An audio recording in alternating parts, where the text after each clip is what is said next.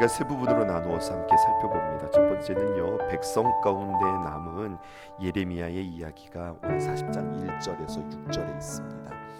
어제 저녁에는 우리 청소년들과 함께 예배하느라고 어제 본문들을 다 다루지는 못하여서 오늘 좀 이야기가 끊어지는 감이 있는데, 그래도 여러분들 잘 듣다 보면 또 어제 이야기와 잘 이어질 거예요.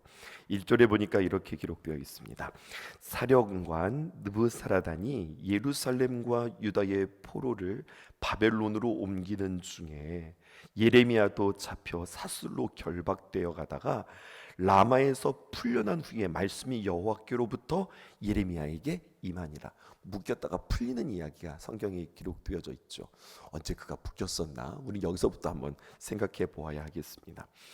바벨론 왕의 근위대장 르브사라단이 라마에서 예레미야를 다시 풀어주고 난 뒤에 지금 오늘 주님의 말씀이 그에게 임했다, 이렇게 이야기하고 있거든요. 당시 근위대장 또 뭐 시위대장이라고 이야기할 수도 있겠고, 아주 그 군대를 대표하는 그러한 장교라고 할 수 있겠습니다. 느부사라단, 우리한테 이름이 익숙하지 않은데 예루살렘 주민들과 유다 백성들을 포로로 잡아다가 이제 그의 임무는 바벨론 땅으로 옮기는 일이 그의 임무였습니다. 근데 포로들 사이에 예레미야 선지자도 섞여서 쇠사슬에 묶여서 끌려가고 있다는 것을 그가 보고 깜짝 놀라는 겁니다. 아니, 당신이 지금 예레미야 선지자 아닙니까? 제가 일전에, 그러니까 어제 이 이야기를 하지 않아서 우리는 조금 모르는 거예요. 일전에 예루살렘에서 내가 분명히 당신을 풀어놓아 주었는데, 아니 지금 또다시 어떻게 이 그룹에 묶여서 지금 이렇게 묶여서 끌려가고 있습니까? 그러면서 자신의 수하에 있는 군인들에게, 여봐라, 저들 빨리 풀어줘라, 저 예레미야를 풀어줘라, 그렇게 이야기를 하는 겁니다. 그래서 다시 그를 풀어주는 거죠. 여러분, 예루살렘이 무너진 뒤에 근위대장 르브사라단은 그 르부갓네살 왕의 명령이 있었습니다. 예루살렘 왕국 내에 그 경비대 뜰 안에 있는 옥에 갇혀 있는 예레미야를 풀어주어라, 이 말씀이 39장 11절에서 14절 어제 말씀에 기록되어져 있었거든요. 이후 예레미야는 이제 자유의 몸이 되어서 유다 백성들 가운데 거주하고 있었는데, 예루살렘에서 유다인 포로들을 잡아오는 바벨로니아 군사들이 뭐 한 사람 한 사람 얼굴 확인해 가면서 뭐 체크해 가면서 잡아가는 게 아니라 자기가 모르는 사이에 또 그들 무리 가운데 잡혀가는 데에 예레미야가 함께 껴 있었던 거예요. 그래서 다시 포로로 붙잡혀 어디까지 왔냐면 라마라고 하는 곳까지 그가 오게 되었습니다. 라마라고 하는 것은요, 예루살렘의 북쪽에서 약 8km 지점에 위치한 마을이고, 예루살렘 그 포로들을 그냥 막 끌고 갈 수 있는 게 아니잖아요. 한번 모았다가 집결시켰다가 그리고 끌고 가는 거잖아요. 첫 번째 집결 장소가 바로 라마였던 겁니다. 다행스럽게도 거기에서 예레미야가 있는 것이 발견이 되었어요. 그래서 예레미야를 그 가운데서 다시 풀어내 줍니다. 그러면서 예레미야에게 하는 이야기입니다. 뭐라고 이야기하는가? 2절에서 4절인데 이 부분 우리 함께 읽어볼게요. 교독하겠습니다. 사령관이 예레미야를 불러다가 이르되, 내 하나님 여호와께서 이곳에 이 제단을 선포하시더니, 3절, 이는 너희가 여호와께 범죄하고 그의 목소리에 순종하지 아니하였으므로 이제 이루어졌도다. 이 일이 너희에게 임한 것이니라. 4절, 보라, 내가 오늘 내 손에 사슬을 풀어 너를 풀어주노니 만일 내가 나와 함께 바벨론으로 가는 것을 좋게 여기거든 가자, 내가 너를 선대하리라. 만일 나와 함께 바벨론으로 가는 것을 좋지 않게 여기거든 그만두라. 보라, 온 땅이 내 앞에 있으니 내가 좋게 여기는 대로 옳게 여기는 곳으로 갈지니라. 우리랑 같이 가도 좋고 아니면 이 땅에 남아도 좋고, 예레미야에게 선택할 수 있는 기회를 주는 거예요. 이때 예레미야가 어떻게 선택하는가 보세요. 어떻게 하면 내가 좀 더 편할까? 내가 어떻게 하면 좋을까? 여러분, 예레미야는 자신의 입속에 따라서 선택하지 않습니다. 바벨론의 왕 근위대장 느부사라단은 유다를 침공하기 전에 분명 이스라엘의 하나님에 관하여서 그는 알고 있었어요. 어떻게 알고 있느냐? 아니, 이방 사람인데 어떻게 하나님을 알아요?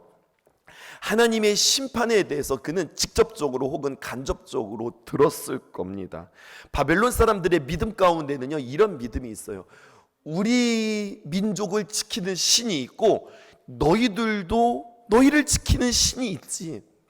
우리는 하나님 유일신을 믿지만 그 당시 그 고대 근동에서는 말이죠, 각 민족의 각 신이 있다고 그들은 여기는 거야. 그러니까 이스라엘이 섬기는 그 하나님도 나름 그들은 인정하는 겁니다. 이번에 유다 정복도 이스라엘, 다시 말해서 남유다, 하나님이 그 배후에 있다고 하는 그 믿음이 이 이방인에게도 있었던 겁니다. 이때 예레미야는 근위대장을 따라서 바벨론으로 가서 부귀영화를 누리고 편안한 삶을 선택하는 것이 아니라 짓밟히고 유린당해서 완전히 폐허가 된 이 유다 땅에 남겠다, 이것을 선택하게 되어져요. 사랑하는 성도 여러분, 우리가 살아가면서 편하고 넓은 길을 선택하기보다 비록 좁지만 사명의 길을 선택할 수 있는 저와 여러분 되기를 주님의 이름으로 축복합니다. 그리하여서 예레미야가 돌아서서 막 떠나려고 할 때에 근위대장이 다시 한번 예레미야를 불러서 덧붙여 말하는 게 있어요. 이 부분이 중요합니다. 5절은 제가, 6절은 여러분들이 읽습니다. 예레미야가 아직 돌이키기 전에 그가 다시 이르되 너는 바벨론의 왕이 유다 성읍을 맞도록 세운 사반의 손자 아히감의 아들 그다랴에게 돌아가서 그와 함께 백성 가운데 살거나 그 다음에 내가 옳게 여기는 곳으로 가거나 할지라 하고 그 사령관이 그에게 양식과 선물을 주어 보냈다. 당신 여기서 살 거예요? 그러면 내가 한 사람 소개해 줄게요 라고 이야기하면서 누구를 소개해 주냐면 그다랴를 소개해 줍니다. 이 사람이 누군지 조금 이따가 설명해 드릴게요. 그 다음에 6절 함께 읽어보십시다. 시작.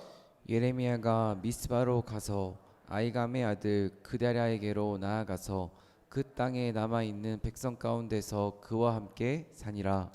우리 6절을 보니까 조금 우리에게 익숙한 지명 하나 나왔죠. 어디입니까? 미스바 나왔습니다. 여기 한번 동그라미를 쳐볼게요. 일단 근위대장이 말이에요, 예레미야에게 선물도 주고 여행 중에 다시 돌아갈 그 길 가운데 먹을 양식도 채워줬습니다. 그래서 예레미야 선지자는 나 여기 남겠습니다 라고 남는 곳이 어디냐면 미스바입니다. 그리고 아감의 아들 그다랴를 찾아가서 그와 함께 그 땅에 남아있는 동족들 가운데 함께 살기로 했거든요. 먼저 미스바를 여러분들에게 설명해 드리고 그 다음에 그다랴가 누군지를 설명해 드릴게요. 첫 번째 미스바, 네, 여러분들이 들었던 그 미스바예요.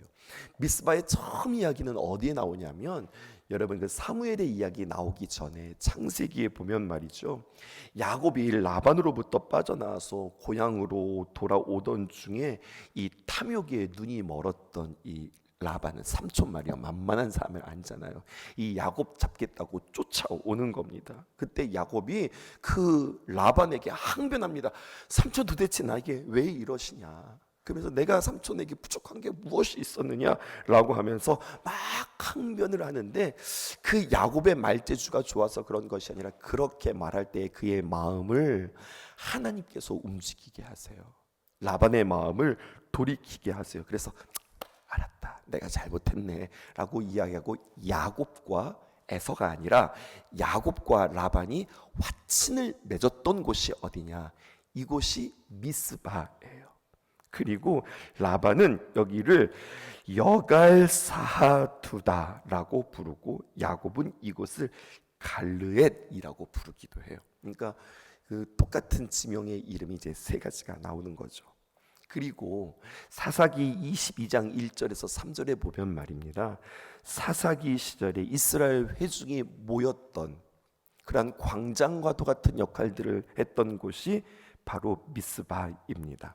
그리고 우리가 잘 알고 있는 것, 사무엘상 7장 5절에서 16절에 보면은 우리가 유명한 미스바 회개 운동 여러분들 기억하시죠?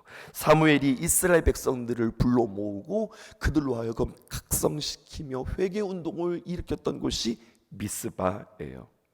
그리고 사무엘상 10장 17절, 요즘에 우리가 세왕 이야기를 함께 살펴보고 있는데 백성들이 사울을 왕으로 뽑기 위해서 제비 뽑기 했던 곳 또한 어디냐, 미스바예요. 근데 오늘 지금 이 미스바로 어디로 그러니까 미스바로 누가 돌아가겠다는 거예요? 예레미야가 돌아가겠다는 거예요. 미스바에는요 이런 의미가 있어요. 이것을 우리에게 이렇게 적용해 보았으면 좋겠어요. 미스바라고 하는 그 지명의 이름의 히브리어 원어가 첫 번째는 무엇이냐면, 띄워주실까요? 떨어져 나간 사람들에게, 그 외로운 사람들이 그 자리에 모여서 같이 그 마음을 나누는 공감의 자리. 좀 의미가 어렵죠. 이런 겁니다. 떨어져 나간 사람들이 함께 모여 그 마음과 아픔, 죽은 자와 산 자라고도 표현할 수 있고요.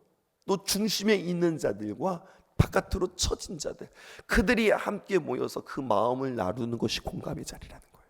그것이 바로 미스바예요. 또 국가에 어려움이 있을 때에 국가가 위기에 함께 모이는 망루, 지역의 이름뿐만 아니라 여러분 망루라고 하는 것은 무엇입니까? 딱 높은 그러한 지형에서 적이 오나 오지 않나 파수꾼이 쳐다보는 것, 이것이 망루 아니겠어요? 그런 의미인 거예요. 국가의 위기 가운데 함께 모이는 망루. 그 다음에 또 미스바는 어떤 뜻이냐면 안식처, 피난처, 이런 뜻이 미스바라는 거예요. 뜻 괜찮죠? 근데 여러분, 야, 이 미스바가 이런 뜻이 있구나, 이런 것으로 끝나는 게 아니라 오늘 이 미스바라고 하는 지명을 보면서 이곳은 어디여야 할 것 같으세요? 여러분, 우리 교회가 되어야 할 것 같아요. 산 자나 죽은 자나, 또 있는 자나 없는 자나, 중심에 있는 자나 밖에 있는 자나 함께 같은 마음을 나누는 공감의 자리. 또 국가의 위기, 우리의 삶의 위기, 가정의 위기, 개인의 위기가 있을 때에 함께 모여서 같이 적이 어떻게 우리에게 침입하고 있는가, 파수꾼을 세워서 적의 움직임을 우리가 관찰하고 영적으로 분별하고 같이 우리가 기도할 수 있는 자리. 뿐만 아니라 우리의 피난처, 우리의 안식처, 우리가 위로받을 수 있는 자리, 이 미스바. 우리가 이런 교회가 되었으면 참 좋겠다, 이러한 생각을 하였습니다. 오늘 예레미야는 그 미스바에 모이게 되었습니다. 또 한 가지, 그의 몸을 누구에게 맡기느냐, 분명히 그달랴에게 맡기는데, 오늘 성경에 보니까 그 그달랴의 아버지는 누구고 그의 할아버지는 누구다, 이것을 지금 우리에게 이야기해주고 있어요. 그달랴는요 유다 민족의 출신인데, 헷갈리지 않게 잘 들어보세요. 여러분, 바벨론이 나름대로 유다를 통치해야 하지 않겠습니까? 이게 신약 시대도 마찬가지고 구약 시대도 마찬가지예요. 사람을 세워서 통치해야 되는데 누구를 세우는 게 좋을까요? 물론 바벨론 사람, 자기에게 가장 입에 혀와 같은 사람을 그곳에 딱 심어 놓고 총독으로 그 땅을 가르치리 하게 하면 제일 좋죠. 근데 이렇게 되면은 그 땅에서 역효과가 나는 거예요. 그러니까 그 땅의 출신이고 유다 출신이면서 동시에 이 바벨론 왕의 말을 잘 들을 수 있는 사람을 뽑는데, 그 사람이 바로 누구냐? 그달랴라고 하는 사람입니다. 예루살렘 멸망 후에 바벨론 왕 느부갓네살에 의하여서 그 땅을 다스리도록 유다의 총독으로 세워진 사람이 그달랴예요. 그런데 이 사람이 괜찮은 사람이에요. 우리가 말할 때 괜찮은 사람이라고 하는 사람은 어떤 사람이에요? 하나님을 신실하게 믿는 사람이고 하나님 앞에 신앙이 제대로 있는 사람이잖아요. 이 사람이 이런 사람이에요. 신실한 인물로 유다의 재건과 부흥을 위하여서 성심껏 노력합니다. 하지만 불행하게도요, 나중에 이따 뒤에 살펴보고 내일 살펴보겠지만 그가 죽임을 당하는 이야기가 성경에 기록되어져 있거든요. 근데 그의 이름을 그달리아 혹은 그달랴, 아니면 오늘 말씀대로 그달랴, 이렇게 지금 조금씩 다르지만 그런 표현들로 지금 혼용되어지고 쓰여지고 있어요. 그에게 자신의 몸을 맡기고 이제 예레미야가 그와 함께 살기로 합니다. 내용이 조금 어려워서 여러분 잠시 쉬어가는 것처럼 여러분들의 그림 하나 소개해드리고 계속 말씀을 이어가 볼게요. 렘블란트라고 하는 화가, 여러분 그 탕자의 귀환으로 유명한 화가인데요. 이 화가를 누구라고 이야기하냐면 빛의 화가라고 그렇게 이야기해요. 이 조명, 빛과 어두움, 그리고 그림자를 잘 써서 그림을 잘 그리는 사람인데요. 이 렘블란트의 그림 가운데 그는 17세기 바로크 예술의 걸작이기도 한데, 예루살렘의 파괴를 애도하는 예레미야, 이거를 그렸어요. 근데 이 예레미야의 한쪽 얼굴의 모습이 자신의 얼굴을 이렇게 표시하기도 했어요. 근데 여러분, 이 예레미야가 이 예루살렘이, 이 유다 땅이 망하는 모습을 정말로 고민하면서 근심 어린 모습으로 이렇게 팔을 기대고 있는 모습을 화가가 그렸는데, 가만히 보면 자세를 한번 보세요. 이 예레미야를 묘사한 이 자세를 보세요. 오른손이 이렇게 뒤로 가려졌고, 그리고 왼발은 나왔는데 오른발 또한 그 구도가 이렇게 가려져 있는 모습을 여러분들 확인하실 수 있을 겁니다. 오른손이 가려졌고 오른발이 가려졌다. 여러분, 이것은 무슨 뜻이냐면 당시의 정석 가운데, 성경에도 그렇지만 오른쪽은 하나님의 힘이라는 거예요. 하나님이 도우시는 손. 그런데 그 손이 지금 가려진 겁니다. 이것은 무엇을 의미하는가 하면 하나님의 도움이 우리에게서 사라졌다, 이것을 뜻하는 거예요. 희망이 사라진 조국의 현실을 나타내고 있습니다. 피탐에 잠기고 나라가 빼앗겼는데, 여러분 자세히 좀 보게 되었으면, 아니요, 그 전에요. 아직 저와 같이 가셔야 되겠습니다. 이 예레미야의 옷을 보게 되어지면은요, 의외로 옷이 화려해요. 그의 옷이, 아니 이게 포로의 옷이라고 하기에는 너무 화려하고 옷이 너무나도 근사한 거예요. 왜 그런가 했더니요, 이유가 있어요. 그가 화려한 옷을 입은 이유, 오늘 성경에 나오는 느부사라단이 그에게 선물을 주었고 양식을 주면서 그에게 이 옷을 입고 당신은 그 유다 땅으로 돌아가라고 그 옷을 주었다고 하는 거죠. 여러분, 그래서 이 예레미야가 이 좋은 옷을 입고 선물 받고 가는데 그 마음이 좋았을까요? 하나도 좋지 않은 거예요. 나라가 망한 슬픔 때문에 또 적이 준 옷을 입고 있으니 슬픔이 더욱 그 슬픔의 극대화가 되어지는 거예요. 제가 상상했어요. 여러분 한번 이렇게 생각해 보세요. 일제 강점기 때 말입니다. 일본 사람들이 이렇게 지나가고 있는데 우리 한국 아이가 거의 벌거벗은 모습으로 그 누더기와 같은 옷을 입고 그러고 있는 거예요. 그래서 아이고 불쌍하다 그러면서 이 일본인들이 말입니다, 그 아이에게 옷을 입혀주는데 자기들이 가지고 있는 옷은 기모노밖에 없는 거예요. 그래서 이 아이에게 그 헌옷을 벗기고 기모노 옷을 딱 입혔네. 그랬더니 이 아이가 새 옷을 입었다고 팔짝팔짝 뛰면서 좋아하지 않는 거예요. 이 아이도 어떤 옷이 한국 옷인지 알고 어떤 옷이 일본 옷인지 아는 거예요. 아무리 새 옷을 주어도 기쁘지 않은 거예요. 어떤 심정인지 알겠죠. 여러분, 배고파서 그 6.25 전쟁 이후에 말입니다, 여러분들 혹시 그렇게 하셨나요? 미군들이 지나가면 Give me chocolate, give me chocolate 하면서 사탕 달라고 초콜릿 달라고 막 뛰어다니는 그 아이들의 모습을 보면서 너무 불쌍한 거죠. 보니까 아이들이 거의 옷도 못 입고 그러고 벌거벗고 돌아다니는 거예요. 그래서 미군이요, 그 벌거벗은 아이에게 옷을 하나 딱 입혀줬는데 그 옷에 뭐라고 적혀있냐면 I love New York 이렇게 적혀져 있는 거예요. 그 옷을 입고 그렇게 있는 거죠. 내가 새 옷을 입었다고 아이가 좋아할까? 글쎄요, 아이라서 그 마음을 알지 모를지 모르겠지만 예레미야, 당신 돌아갈 때 선물도 주고 양식도 주고 옷도 주었지만 나는 좀 그게 좋은 게 아니에요. 예레미야가 아주 근심에 쌓여져 있는 모습이죠. 근데 확대해 주실까요? 근데 자세히 보면은요, 이렇게 왼손에 이렇게 딱 받치고 있는 모습이 보이는데 이게 좀 어두운 그림으로 잘 보이지 않지만 그 왼손에 팔꿈치 밑에 무슨 책 하나가 이렇게 딱 놓여져 있는 게 보여질 거예요. 이게 바로 무엇이냐면 성경입니다. 그래서 이 그림은 우리에게 하나의 희망을 이야기하고 있어요. 지금은 불행에 빠져 있지만 성경의 약속은 반드시 이루어집니다. 그러면서 이 예레미야 선지자가요, 그 성경을 이렇게 기대고 이렇게 의지하고 있는 그림을 레물란트가 그렸습니다. 그러니까 멋있는 그림만 그리는 것이 아니라 그 당시에 화가들은요, 그 그림의 메시지를 담았거든요.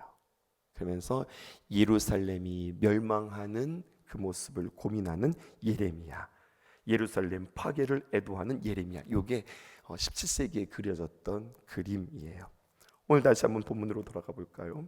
그래서요, 그다랴의 친바벨론 정책이 7절에서부터 시작하여서 12절에 진행되어지고 있습니다. 사반의 손자 그리고 아히감의 아들인 그다랴가 유다의 총독이 되었다고? 그 사람은 그래서 믿을 만한 인물인가? 그렇다면 우리가 그 사람을 찾아가야 되겠다.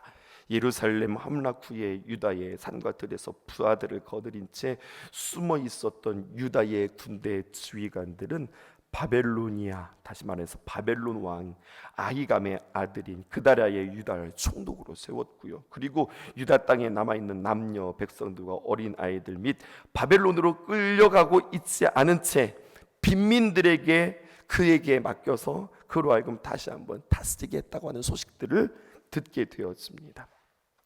그다리아 괜찮은 사람이라고 아까 이야기했었는데요. 그의 할아버지가 바로 누구냐면 사반이에요. 근데 사반은 누구냐? 남유다의 3대 선왕이 있다고 그랬죠. 여호사밧, 그 다음에 요시야, 히스기야. 그런데요, 요시야 때 말입니다.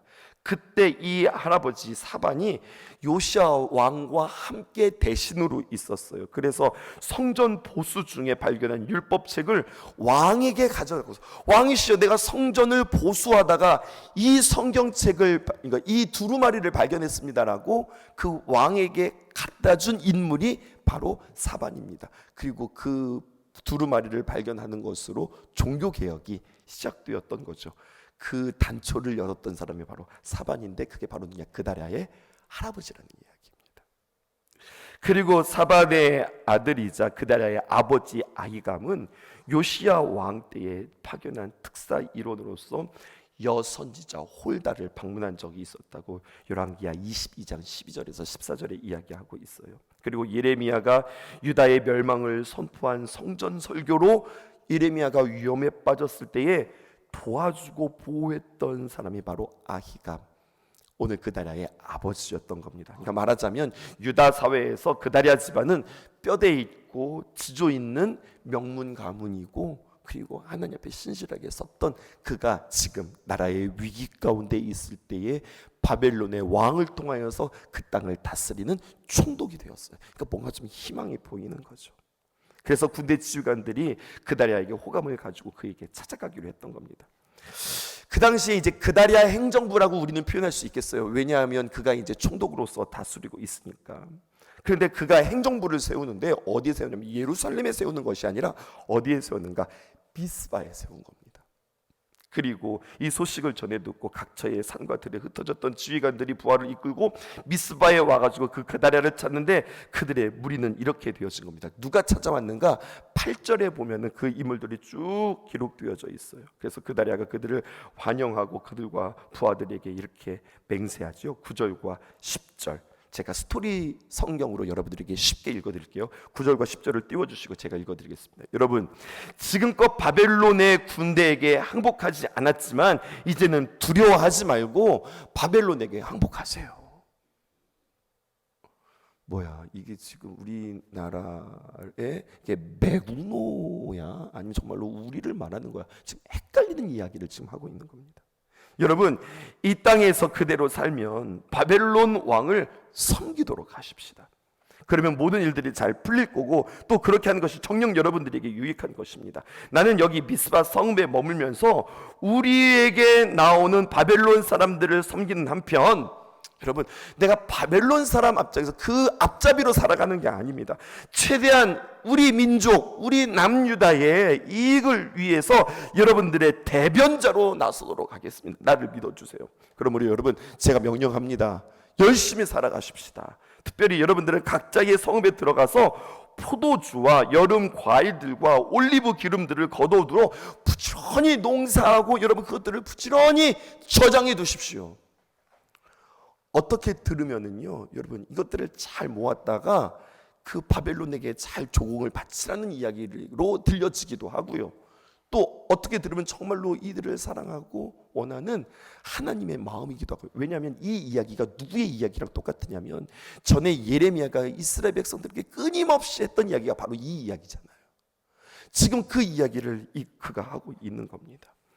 예레미야 선지자와 그리고 그의 이야기가 지금 같이 상통하고 있어요. 근데 그는 그 바벨론의 앞잡이에서 이야기하는 것이 아니라 정말로 나라의 재건과 부흥에 힘쓰고 하나님의 약속에 대하여서 그는 지금 대변하고 있는데 지금 이게 헷갈리기 시작하는 거예요. 여러분, 오늘 이 말씀 시간이 많이 지나서 더 이상 여러분들과 함께 말씀을 나누지 않겠지만 중요한 것은 바로 이런 겁니다. 이렇게 언뜻 들으면은 이게 지금 우리 편이야 저게 편이야 헷갈리는 이야기들이 우리의 삶 속에서도 얼마나 많이 들려지는지 몰라요. 이것들을 분별할 수 있는 기회가 저와 여러분들에게 있기를, 이 귀가 있기를 주님 앞에 기도할 수 있기를 원합니다. 나중에는요 그가 오해받게 되어서 이스마엘, 그 창세기에 나온 그 이스마엘이 아니라 다른 이스마엘인데 이스마엘에 의하여서 그가 죽임을 당하게 되는 이야기가 이제 내일 진행되어지는 거거든요. 이것을 보면서 그다라의 정책은 겉으로는 친바벨론적으로 보일 수 있지만 실질적으로 예레미야가 전한 하나님의 말씀과 일치하는 중요한 메시지를 지금 전하고 있었던 거예요. 하나님께서는 유다 백성들에게 성급한 영광의 길보다는 느린 회복의 길을 선택해라. 너희들이 생각하고 너희들이 바라는 그 모습대로 이루어달라고 하지 말고 하나님이 뭐라고 말씀하셨는지 그것을 기억하고 그 하나님의 뜻이 이루어지기를 기다려라 라고 하는 겁니다. 하나님의 뜻에 따라 안내하고 있고 현재의 어려움들을 묵묵히 감당하는 삶을 살아가라, 이렇게 이야기하는 거예요. 뭡니까? 하나님의 계획은, 이것이 오늘 말씀의 메시지 결론입니다. 때로는 우리의 이해를 초월할 때가 너무나도 많다는 겁니다. 그런데도 하나님의 뜻을 신뢰하고 인내하고 하나님의 말씀에 순종하고 내 뜻보다는 하나님의 뜻을 우선시하는 그 겸손한 자세를 다시 한번 주님께서는 우리에게 요청하고 있는 거예요. 내가 하나님의 귀한 사랑을 깨닫고 하나님의 귀한 말씀을 깨닫고 내가 오늘 무엇을 해야 할지, 자칫 잘못하면 이게 지금 적인지 아군인지 헷갈리는 그러한 이야기들도 우리가 들을 수 있는데, 이 가운데 하나님, 내가 하나님의 마음을 잘 알아 분별할 수 있는 자 되게 하옵소서 기도하는 저와 여러분들 되어지기를 주님의 이름으로 축복합니다. 기도하겠습니다.